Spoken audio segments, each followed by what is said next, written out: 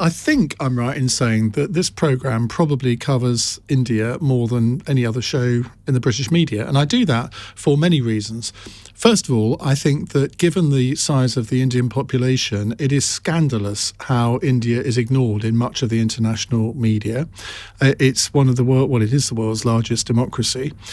Second of all, the historical ties between Britain and India mean that I think we ought to take a lot more notice of what goes on in India.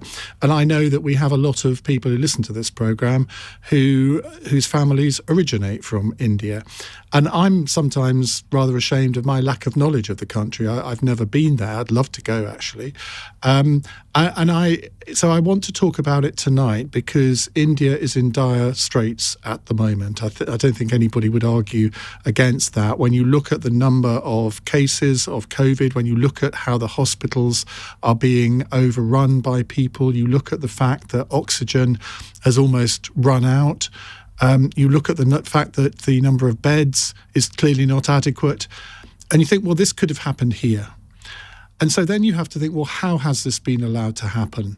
And it seems obvious to me that there has been a massive, massive failure of political leadership. Now, the Indian Prime Minister, Narendra Modi, in a way, he's a bit like Boris Johnson in that he commands incredible loyalty and support from his supporters, but he has a lot of enemies as well. And of course, his political enemies will be looking at this and thinking, well, we told you so. And it is, I think, quite scandalous that he lifted parts of the lockdown when it was clear that that would have a devastating effect. You look at even at the weekend, there were sporting events that were having massive crowds in the Indian Premier League in cricket, for example.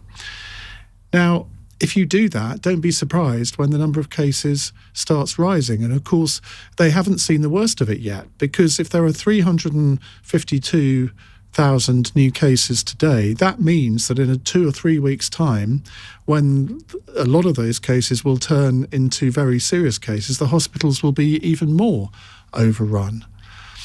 And I don't understand how politicians can get themselves into that position when it's quite clear that when you look at the figures that are coming out of, I think it was in Calcutta at the weekend, it was reported that 50% of people testing for COVID were testing positive. 50%. Now, in this country, it's less than 1%, and even at the height of the pandemic, it was less than 1%. So goodness knows how bad this situation is going to become. So when you recognise the realities, though, what can be done? What can the international community do to help? Well, Britain is sending ventilators and oxygen equipment to India, but there needs to be a massive coordinated effort because I don't think that there's any other country in the world at the moment that is suffering like India.